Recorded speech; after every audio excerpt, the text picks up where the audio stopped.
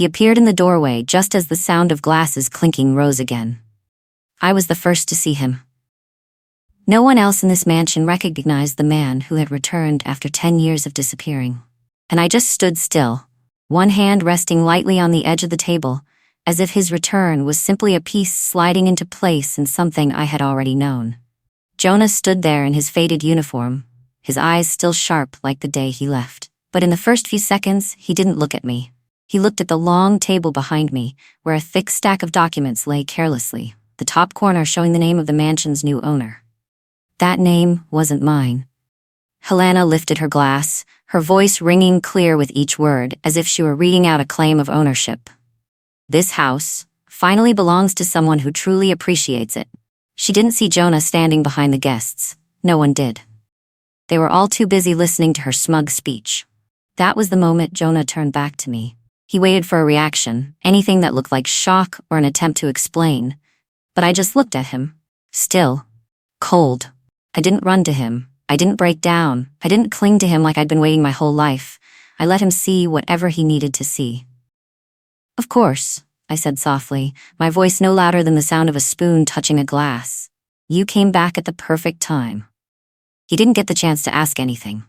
A guest recognized his silhouette and dropped their glass. The entire hall went silent. Helena turned. Her face froze when she saw the man standing there, like a gust of wind, returning from a past she'd tried to bury under paperwork and speeches. But before Jonah could speak, before any of them could rearrange their sense of position in this house, I already knew I needed to go back to the beginning, to where everything still wore its mask. To understand Jonah standing in front of those transfer papers, I have to return to the moment when my world was still quiet. Back then, I was Marin, a criminal defense attorney, a job that forced me to look at the nature of people instead of their words. My coldness wasn't a personality trait. It was survival.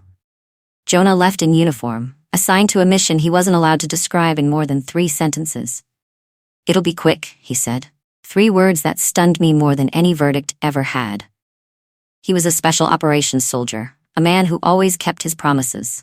But 3 months later, the government sent only one notice: missing in action. No confirmation of life or death. No trace at all. Helena hugged me with an embrace colder than the news itself. "You don't need to worry," she said, her voice sounding like she was comforting someone else. Not me. I thought it was a mother's grief. But just a few weeks later, she told me to move out of the main wing of the mansion to give the family space to handle paperwork. The first thing I saw wasn't a mother's pain. It was the urgency of someone who smelled an opportunity. I stayed quiet. I was used to letting people expose themselves when they thought I was the weaker one. I just watched. Then the small changes began. Jonah's bank accounts were frozen for review. Relatives started showing up more often, with concern that didn't feel real. The mansion slowly shifted into a place where Helena made decisions without asking anyone, and without ever looking at me. I didn't object. I watched every strange invoice pass through their hands. I saved photocopies of everything. I saw Helena file for control over the assets of a missing person just 3 months after Jonah disappeared. And a few months after that, I saw the documents transferring this mansion into her name. I didn't sign anything. And that was exactly why they thought I'd never act. But 10 years is too long for a lie to stay standing. I knew that if Jonah was alive, the day he walked through that door would be the day everything fell back into place. Back in the present, the crowded room stayed silent at Jonah's appearance. Helena stood frozen, the color drained from her face. Jonah looked at her, then at me. "What is this?" he asked, his voice rough from the long journey and the truth hitting too fast. I didn't answer. Not now. He had just returned after 10 years of being gone. And before he heard any explanation, he needed to see clearly that nothing had changed because of me. It changed because his own family shaped it however they wanted. I stepped forward, just enough for him to hear me, but not enough for anyone else to cut in. "You're going to hear a lot of things here," I said, my voice so steady that Jonah paused for a moment. But the truth, very few people have the courage to face it. A few eyes turned toward me, like I had just threatened the whole room. But I was only stating what was real. And the truth has never needed to be shouted. I looked at Jonah for another second. Long enough for him to understand that I wasn't surprised he was alive. I had prepared for this moment, not with hope, but with the certainty that the day he stood here, Everything they hid would burn on its own. Jonah, you came back just in time to see what they did when they thought you'd never return. Jonah was still standing there, not yet able to step deeper into the room that had been reshaped by the people who shared his blood. But I didn't say anything more. The truth needs its own moment. And that moment wasn't in the middle of a banquet hall full of people who had just gone silent in shock. I let my gaze slip away from Jonah, back into the line of memories still sharp as a blade. Because everything happening now, the transfer papers, the speech, Helena's eyes, started with the small cuts they'd been making for 10 years. The day the government announced Jonah was missing in action, Helena didn't cry. I remember the way she set the paper on the table as if it wasn't bad news, just another matter to handle. "Marin, you should move to the guest house for a while," she said. Her voice was soft, but it didn't carry the slightest pain of a mother who'd lost her son. "Let the family take care of the rest."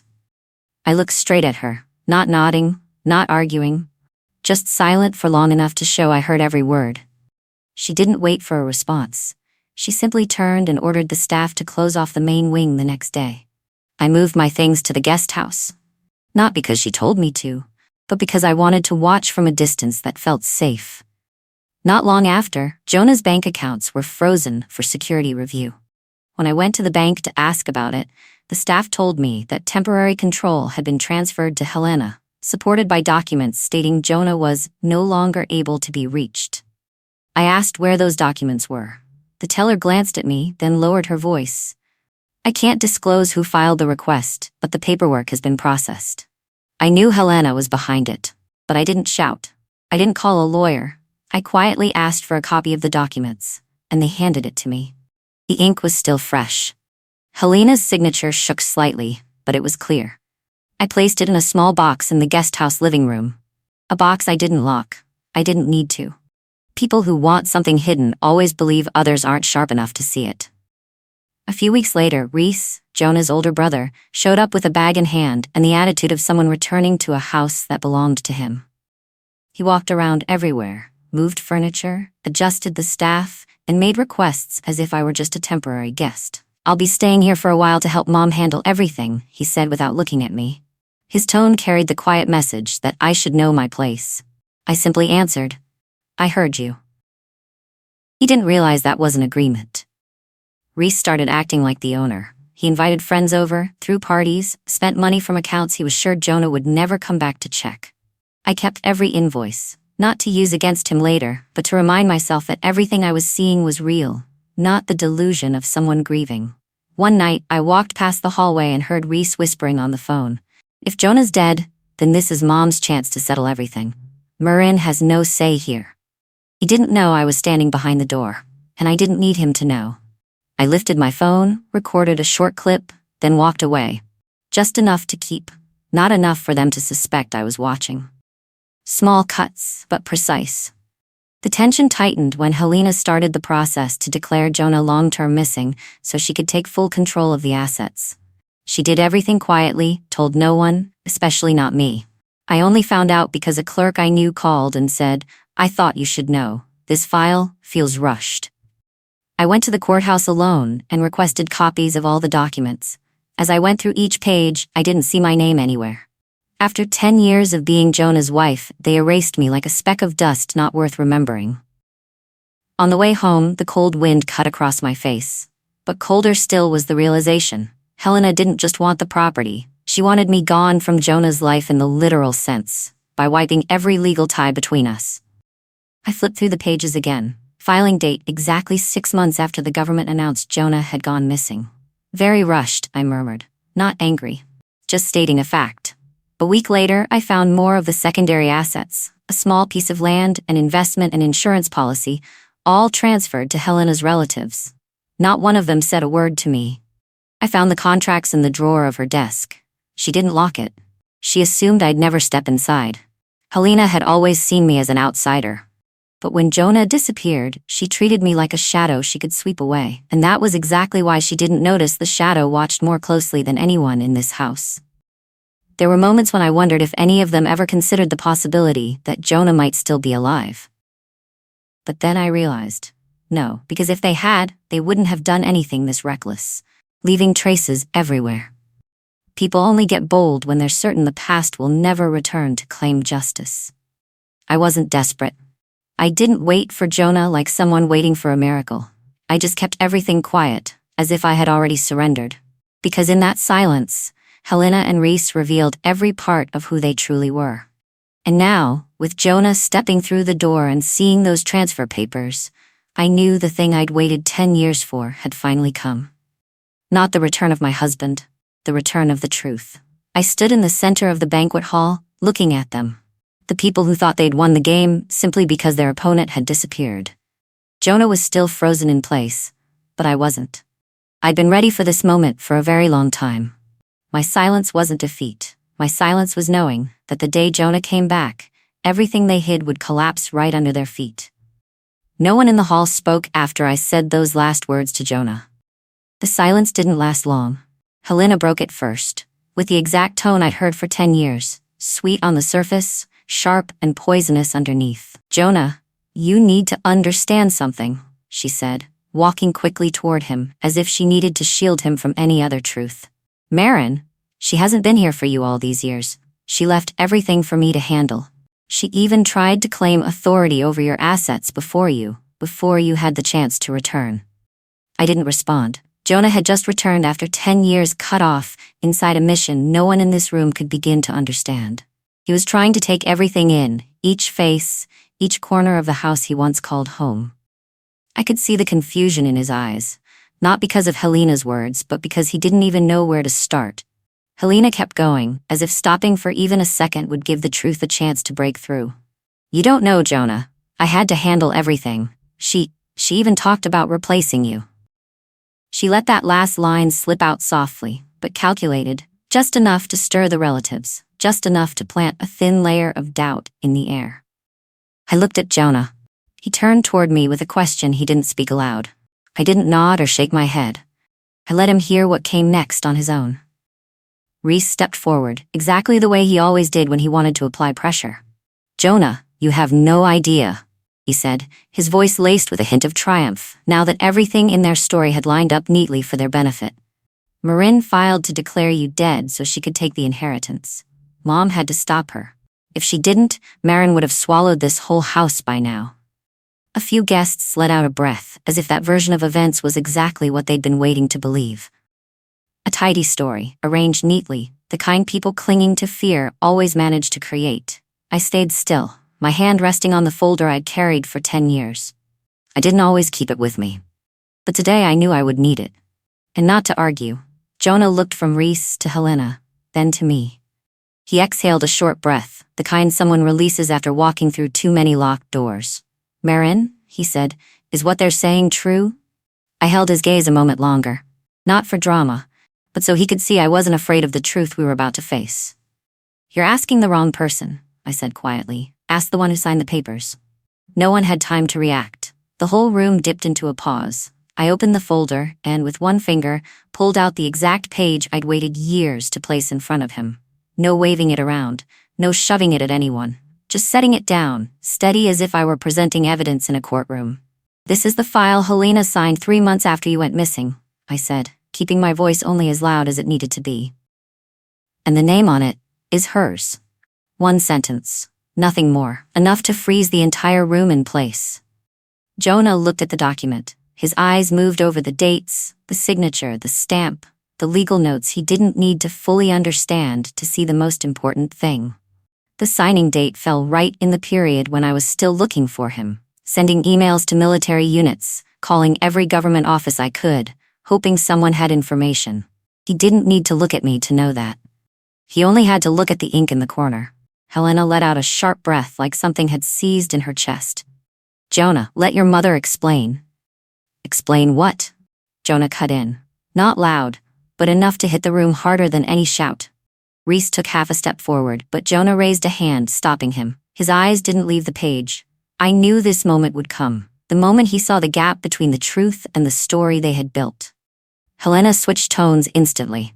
"I was only trying to protect the family. You were gone too long, and Marin, she didn't know how to handle things." 3 months? Jonah said quietly. "You thought 3 months was enough to decide I wasn't coming back?" The whole room sank into a silence so heavy that anyone watching could feel the subtle shift in everyone's stance. Reese backed up a little. Helena opened her mouth, but no words came out. I stayed exactly where I was. I didn't step in. I didn't add anything. I had said enough. The truth always finishes the rest on its own. Jonah turned to look at me as if, for the first time, he really saw me standing there, right where I'd been for 10 years. Marin. He stopped, unsure where to begin.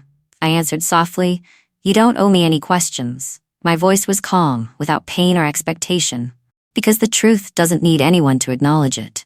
People around us started looking at Helena differently. A few others avoided Jonah's eyes, as if his presence made their conscience hurt. Jonah finally closed the folder. He didn't hand it back to me. He kept it in his hand, like it was the last piece of a story that had been taken from him for 10 years. And in that moment, I saw something clearly. Not that I was standing with him, but that he was finally standing on his own side. The confrontation had begun. But it wasn't between me and them. It was between the truth and the version they had built for a decade. Jonah didn't need to see anything else to know who had taken advantage of his disappearance, and more importantly, who never did. The air in the banquet hall thickened after Jonah closed the folder.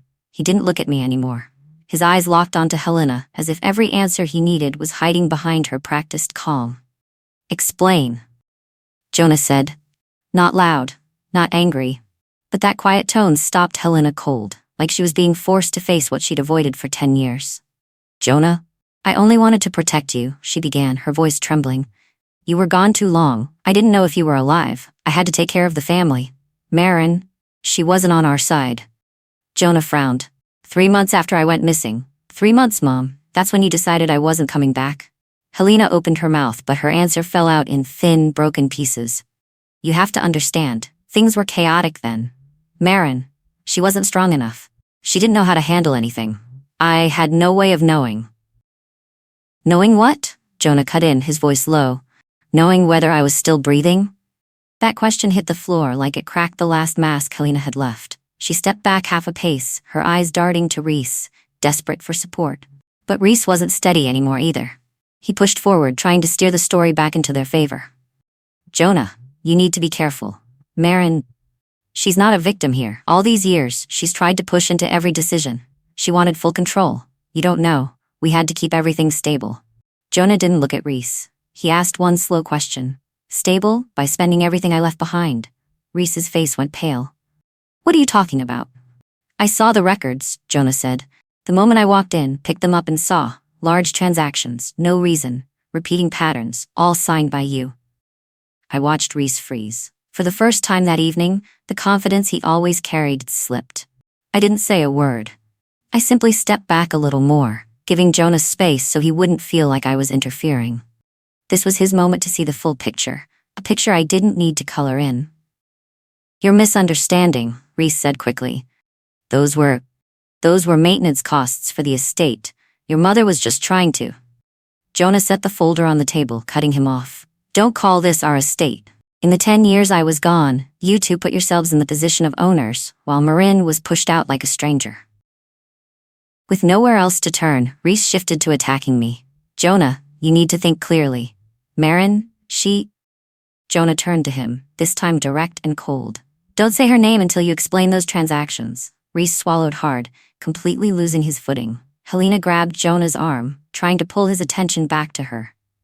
"You don't understand everything. Your father trusted the wrong person once. I just didn't want that to happen to you." Jonah stopped. "My father?" I saw his eyes narrow, not from pain, but from realizing she had just revealed something she never meant to. Helena realized it too. She put a hand on her chest, trying to recover her usual soft tone. "I mean, your father trusted the wrong person back then, and it almost cost our family everything. Or," Jonah said slowly, "he trusted the right person, and you just couldn't accept it?" Helena froze, as if Jonah's question had pulled back a curtain she'd kept closed for years. Jonah turned to me, then looked around the mansion. "Marin," he said quietly, "did you ever know who was managing my father's finances back then?" I answered softly, without any flair. "I know he wasn't the one making the final decisions. Someone else was behind them." Jonah nodded slightly, like a piece had finally fallen into its place. "My father," he said, "always kept his finances independent. But in his final years everything changed. Back then, I didn't understand why. Now I do. Helena stepped back, her face darkening. Jonah, you're imagining things. No, Jonah said, cutting her off before she finished. I'm remembering. That line made the room so quiet I could hear the breathing of people standing at the farthest corner. Jonah turned to me, and for the first time that evening, his voice softened. Not weak, just real. I'm sorry, he said. I left you to carry this alone for too long. I met his eyes without looking away. I don't need an apology, I said, steady as still water. I need the truth to stand where it belongs. Jonah closed his eyes for a second, then opened them with a look that was completely different, like he had finally shaken off the fog they'd built around for 10 years. He turned back to Reese. Get out of this house. No force, no shout. Just a command from someone who had finally reclaimed his place. Reese gaped at him, scrambling for protest. You can't. I can. Jonah said, and I will. Reese looked around, hoping someone would side with him. No one spoke. Finally, he turned to Helena, but even she couldn't shield him now. Jonah faced Helena. You'll leave this house, for now. He spoke slowly, each word clear. Until everything is investigated. Helena stared at Jonah as if he had betrayed her. But in her eyes, I saw something I'd waited a long time to see. The fear of someone who realizes the lies they built their world on have finally started to crack. Jonah didn't say anything else. He stepped back, standing beside me, not touching, but close enough for everyone in the room to understand that the balance had shifted. And for the first time in 10 years, I felt something I would never say out loud. Power returning to the person it belonged to. The hall seemed to crack open under the long silence, as if the whole house was trying to readjust itself now that every mask had been torn off. Reese had been told to leave. Helena, though she tried to keep her composure, couldn't hide the tremor in each breath. But Jonah wasn't looking at them anymore. He turned to me, his eyes both hardened and searching for something to hold on to. Marin, Jonah said, his voice lower than usual. Stay, we can rebuild everything. I want that. I didn't answer right away. I let his words hang there, sinking under their own weight. Jonah didn't know that rebuild was nothing but an empty concept to me now. I looked around the mansion. The walls still stood, but the sense of belonging had died the day Helena told me to move to the guest house. There wasn't a single memory here I wanted to keep, not a single corner untouched by dismissal, exclusion, or abused power. Rebuild?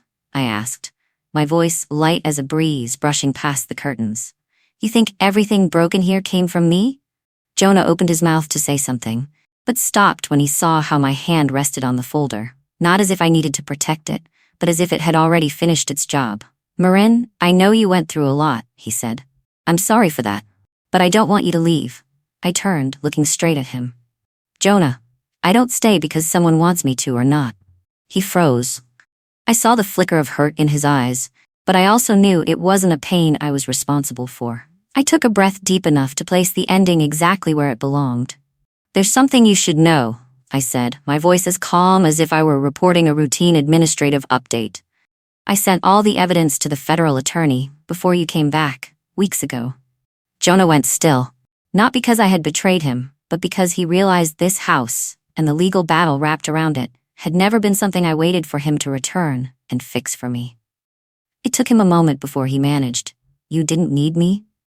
I held his gaze a moment longer. I need justice. I don't need someone to get it for me. A small sound came from Helena's direction. The clink of her dropping her glass. Her hands shook for the first time that night. She understood what my words meant. She understood that what I'd sent couldn't be pulled back, couldn't be burned, couldn't be shoved under any rug in this house. Jonah turned toward his mother, and Helena tried to stay upright like a statue about to crack. In her eyes, the final fear appeared, fear from someone who no longer had anything left to hold on to. I didn't look at her again. She once pushed me out of the main wing, told me I didn't belong here. Today, I simply returned her to that same place, but with the truth, not words. I stepped back from Jonah. I'm not staying, I said, not because of you, because this place doesn't deserve me. I turned toward the door. My footsteps sounded soft against the stone floor, each one steady and slow. There wasn't a single corner in this house pulling me back, not a single memory strong enough to turn me around.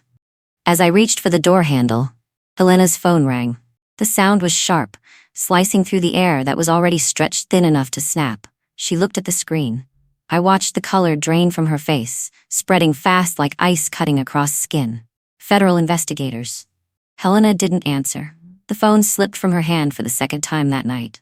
Everyone around her stepped back, as if they had just realized the person they were standing next to wasn't a fragile old mother, but the source of the entire mess. Jonah looked at her. Then he looked at me. But this time, it wasn't the gaze of someone asking me to stay. It was the look of a man realizing he had already lost the steadiness of the woman he thought would be waiting for him. "Marin," he said, his voice no longer steady. "I don't want us to end like this." I didn't turn around. I only answered, my voice even and cold enough to keep any hope from growing. "I don't need anyone to believe me. I just need to not stay in a place that once denied me." I opened the door. The light from the hallway cut across me in a sharp line. I could feel Jonah standing there, but he didn't take another step. And I could feel Helena collapsing behind us. Not because of me, but because the truth had arrived right on time. I walked out, not hurried, not shaking, not looking back. The door closed softly behind me. A small sound, but enough to mark the line between a life pushed down and a new one opening up. There was no loud victory, only leaving at the right moment. And the calm I finally reclaimed for myself. The truth always finds its way back, and sometimes the strongest thing we can do is walk away from the place that once denied us, not to win against anyone, but to keep our own worth intact. That's the end of the story. Thank you for listening. What do you think about Marin's choice? If it were you, would you stay or walk away? Leave a comment below. I'd love to hear your thoughts. And don't forget to subscribe so you don't miss the next story. Thank you for always supporting this channel. Your presence means the world to me.